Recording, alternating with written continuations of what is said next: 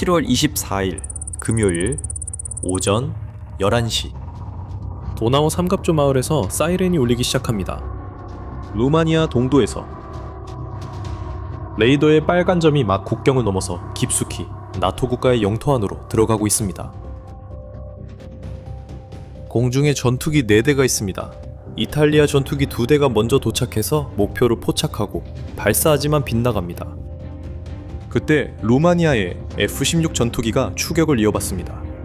오전 11시 2분 미사일이 날개에서 발사되고 러시아 드론이 밀밭 위에서 불덩어리로 변합니다. 서방 동맹은 이 발사를 4년 반 동안 피하고 있었습니다. 루마니아가 자국 영공에서 러시아 표적을 향해 발포한 것은 역사상 처음이었습니다. 감식 결과가 이를 확인했습니다. 샤헤드였습니다. 러시아가 매일 밤 우크라이나에 투입하는 드론과 같은 종류였습니다. 보세요. 이건 첫날뿐이었어요. 토요일에도 똑같았어요. 또 다른 드론이 대타로 들어오자 전투기가 이렇게 격추시켰어요.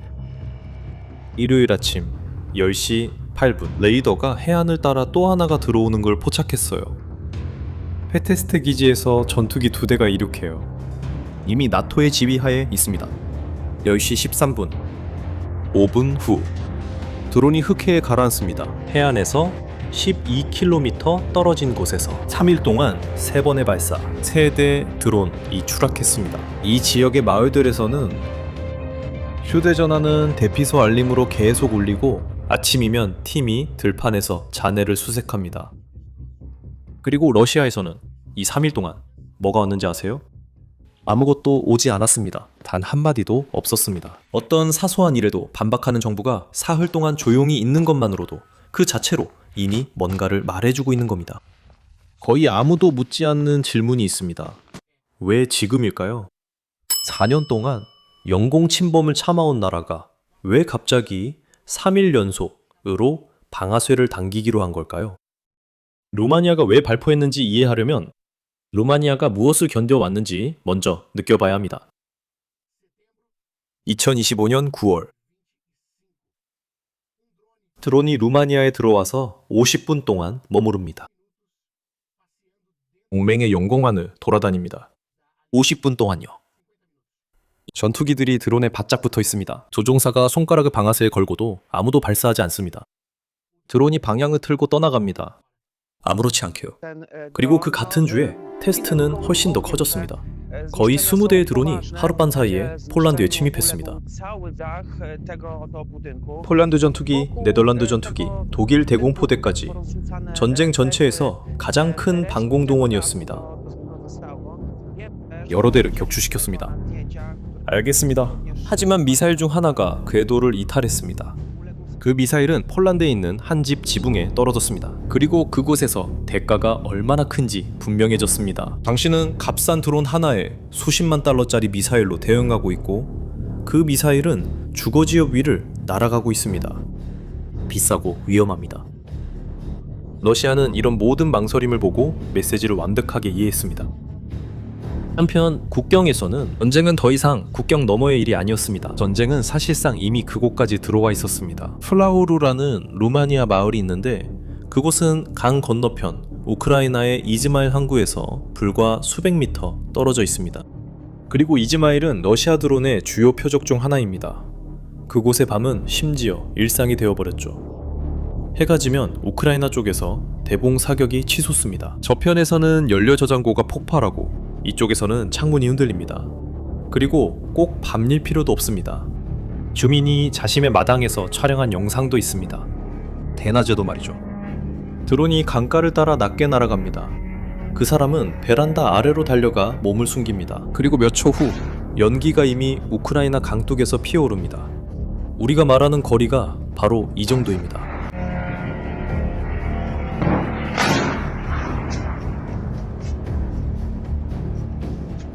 툴세이아 지역에선 이런 일도 있었습니다. 우크라이나 방위군이 거의 국경선에서 드론을 폭파시킨 경우도 있었습니다. 루마니아 당국이 직접 그 영상을 공개했습니다. 드론이 공중에서 불덩어리로 변합니다. 검은 연기를 내뿜으며 추락합니다. 약간 근처에 떨어지고 이쪽에서 잔해를 수거하는 것은 루마니아 팀입니다.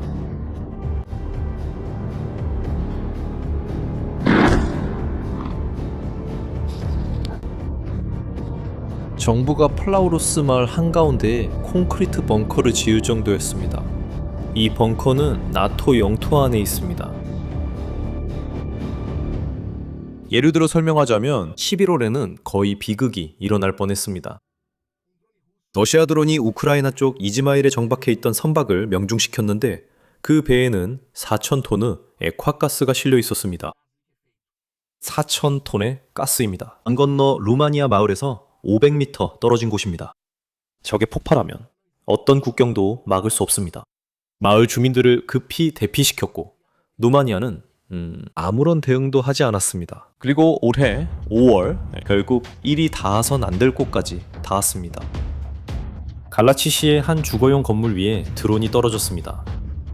루마니아 동부에서 집안에 있던 어머니와 아이가 부상을 입었습니다. 그날 밤의 영상에는 건물 위쪽에서 번쩍이는 불빛이 포착되었습니다. 도시 위로 연기가 피어오르고 거리엔 소방관들이 있습니다. 전쟁 내내 이런 공격이 동맹국의 주거 지역을 강타한 것은 이번이 처음입니다.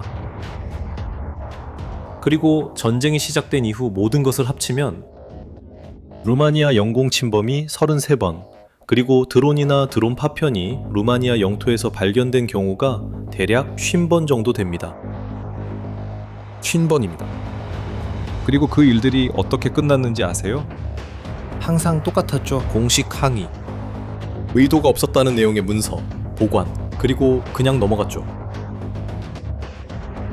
그러다 루마니아 의회가 지쳐서 공군에게 자국 영공을 침범하는 무인 항공기를 명확하게 격추할 수 있는 권한을 부여하는 법을 통과시켰습니다. 사실 그 권한은 이미 문서상으로 존재하고 있었습니다. 단지 누군가가 정치적으로 발포 명령을 내릴 결정만 남아 있었던 거죠. 그리고 그 결정은 3번이나 내려졌습니다. 3일 동안. 7월 마지막 주에 일요일에 26일, 즉 3번째 격추가 있던 날과 같은 날입니다. 푸틴은 러시아 해군 장교들이 둘러앉은 테이블에 앉아 이렇게 말했습니다. 우크라이나 서부는 전쟁 후 스탈린이 우크라이나에 준 선물이라고 했습니다. 그리고 결국 우크라이나는 그 땅을 잃게 될 것이라고 했습니다. 그 땅들은 폴란드, 헝가리, 루마니아로 돌아갈 것이라고 했습니다. 그리고 그는 덧붙였습니다. 그의 말에 따르면 우크라이나 영토 보전을 보장할 수 있는 유일한 나라는 러시아라고 했습니다. 우크라이나 영토 보존을 보장할 수 있는 나라는 단 하나뿐이었습니다. 그리고 그 나라는 러시아입니다. 이 일이 일어났던 순간을 생각해 보세요.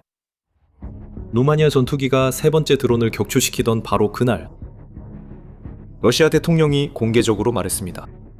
그 지역의 국경은 영구적인 것이 아니라고 했습니다. 마치 제안처럼 들리죠? 그렇지 않습니까? 하지만 숨겨진 메시지는 다릅니다. 만약 우크라이나의 국경이 힘으로 다시 그려질 수 있다면 루마니아의 국경도 마찬가지일 수 있습니다. 그의 관점에서 그 지역의 지도를 결정하는 쪽은 러시아입니다. 3번째 격추가 있던 날, 이런 날을 한 건 경고처럼 들립니다. 당신들이 하는 일에 조심하라는 의미죠. 루마니아 정부는 통역 없이 그 말을 이해했습니다. 이틀 후 러시아는 마침내 격추 사건에 대해 입장을 밝혔습니다. 선택된 어조가 모든 것을 말해줍니다. 러시아 외무부 대변인 마리아 자하로바는 격추가 조작된 것이라고 말했습니다. 그것은 완전히 연극이었습니다. 그녀는 또한 루마니아가 우크라이나를 지지한 것에 대해 무책임한 정치라고 비난했습니다. 그녀가 한 말을 잘 들어봐. 그녀는 책임을 인정하지도 않았고 사고였다고도 말하지 않았어. 기본적으로 조롱이었지. 루마니아는 그러니까 똑같이 대응해서 러시아 대사를 소환했고 러시아 대사관의 외교관 한 명을 추방했으며 모스크바에 있던 자국 대사도 불러들였어. 서류상으로는 이건 외교적 의전 절차야. 실제로는 두 정부가 대놓고 싸우고 있는 거야. 숨기지도 않고. 그런데 그중 하나는 나토 소속이야. 네가 러시아가 물러섰다고 생각한다면 이 모든 일 이후에 8월 2일 3번째 격추가 일어난 지 일주일 후에 무슨 일이 일어났는지 봐봐. 드론이 또 루마니아 영공에 들어왔어. 다시 다뉴브 삼각주를 통해서야. 전투기가 출격하고 툴체아 지역 마을들에 경보가 울렸어.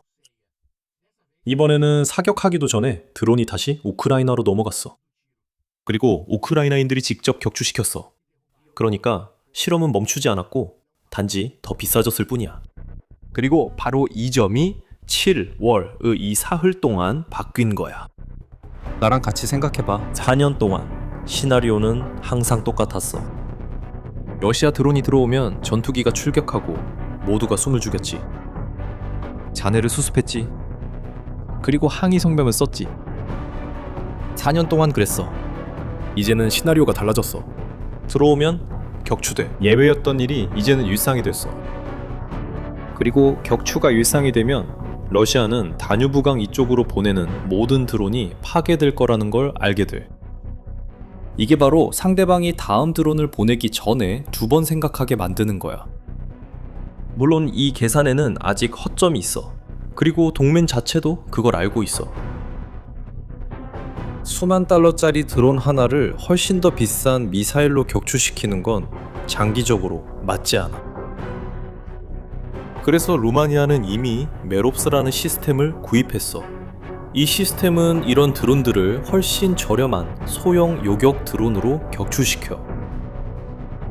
즉, 비싼 미사일은 당장의 문제를 해결해주지만 그리고 저렴한 시스템이 매일 드론을 계속 격추할 수 있게 해줄 거야. 예산을 초과하지 않고 말이야.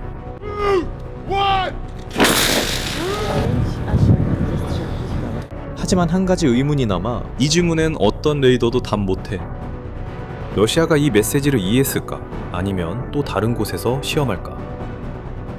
왜냐하면 최근 몇 달간의 패턴이 바로 그걸 보여주고 있거든. 압력이 한 지점에서 저항을 만나면 그 압력은 다른 곳으로 옮겨가. 압력은 북쪽 국가들, 발트해 지역으로 옮겨가고 해저의 인터넷과 전력 케이블로도 향하지. 압력은 다음 약한 지점으로 이동해. 그리고 8월 2일에 있었던 그 드론이 한 가지라도 쓸모가 있었다면 그건 루마니아 국경이 여전히 표적이 되고 있다는 경고를 주기 위해서였어. 루마니아는 한계가 어디인지 보여줬고 3발의 미사일로 그걸 증명했어. 이제 모두가 러시아가 그걸 존중할지 지켜보고 있어. 아니면 더 가까이 올지 말이야. 유럽 동부 국경에서 벌어지는 이 힘겨루기는 이제 막 시작됐어. 새로운 움직임마다 이 채널에서 자세히 다룰 거야. 그러니까 다음 이야기를 놓치지 않으려면 지금 바로 구독해. 그리고 댓글로 알려줘. 네 생각엔 루마니아의 세 차례 발사가 러시아를 막을 수 있을까? 아니면 단지 그 시험을 국경의 다른 지점으로 옮기는 것뿐일까? 여러분의 의견을 아래에 남겨주세요. 여러분이 어떻게 생각하는지 정말 궁금합니다. 감사합니다. 다음 영상에서 뵙겠습니다.